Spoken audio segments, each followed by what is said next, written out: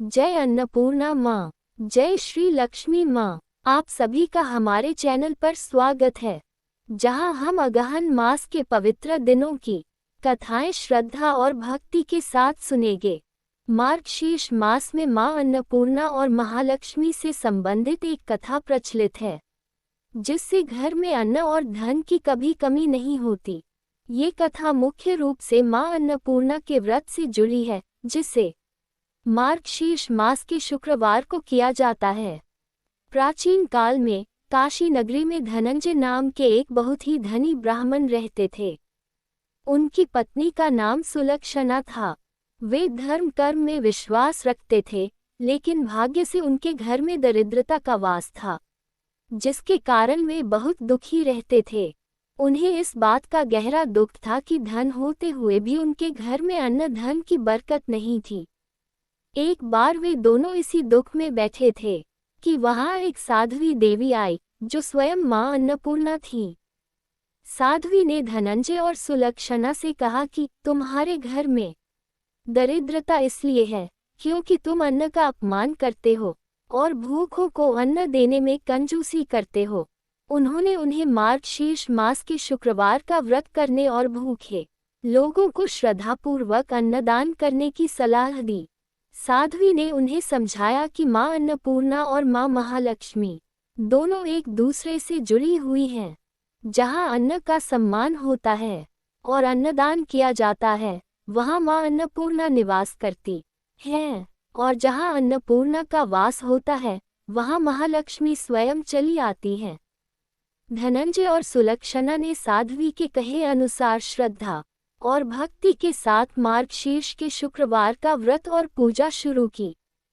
वे गरीबों और जरूरतमंदों को अन्नदान करने लगे। उनके मन में अन्न के प्रति सम्मान और दान का भाव जागा। उनके इस भाव से प्रसन्न होकर स्वयं मां अन्नपूर्णा ने उन्हें दर्शन दिए और उन्हें एक अक्षय पात्र प्रदान किया।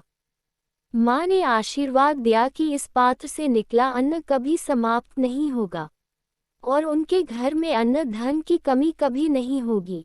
कथा का एक और महत्वपूर्ण हिस्सा है बहू गौरी की कहानी, जो ये सिखाती है कि व्रत पूजन केवल बाहरी दिखावा नहीं, बल्कि सच्चे मन की श्रद्धा होनी चाहिए। एक और परिवार था, जहाँ एक साध्वी और धार्मिक बहू गौरी रहती थी। वह हर शुक्रवार को अन्नपूर्णा माता का व्रत रखती थी और पूरे नियम निष्ठा से पूजा करती थी। उसकी सास, जो स्वभाव से कंजूस और आलसी थी, वह गौरी को व्रत और पूजा करने से रोकती थी और उसका उपहास करती थी।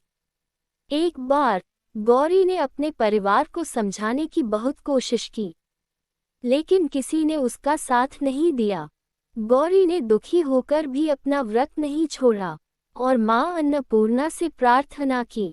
मां अन्नपूर्णा ने गौरी की सच्ची भक्ति देखकर प्रसन्न हुई और उनकी परीक्षा ली। माता ने उनके घर से अन्न का एक एक दाना गायब कर दिया, जिससे घर में हाहाकार मच गया। गौरी की सास और परिवार के लोग अपनी गलती समझ गए और गौरी से क्षमा मांगी। उन्होंने भी सच्चे मन से मां अन्नपूर्णा से प्रार्थना की और अन्नदान का संकल्प लिया। जब उन्होंने सच्चे मन से पश्चाताप किया, तो मां अन्नपूर्णा ने उन्हें क्षमा कर दिया। माता की कृपा से उनका घर फिर से धन धान्य से भर गया। प्रिय भक्तों, कथा का मूल संदेश यह है कि मार्गशीर्ष मास में मां अन्नपूर्णा और महालक्ष्मी की कृपा पाने के लिए दो बातें बहुत महत्वपूर्ण हैं। घर में कभी भी अन्न का अपमान नहीं करना चाहिए और उसे व्यर्थ नहीं फेंकना चाहिए। भूखे व्यक्ति को भोजन कराना सबसे बड़ा धर्म है। जहाँ अन्नदान होता है, वहाँ माँ अन्नपूर्णा और माँ महालक्ष्मी दोनों का वास होता है। इस व्रत को करने और कथा को सुनने से भक्त के घर में सुख, समृद्धि, धन और संतोष सदा बना रहता है। प्यारे भक्तों, यदि आपको ये कथा पसंद आए हो तो वीडियो को लाइक करें, शेयर करें और चैनल को सब्सक्राइब करना न भूलें। कल मिलते हैं एक और पवित्र कथा के साथ। जय मां अन्नपूर्णा, जय मां लक्ष्मी।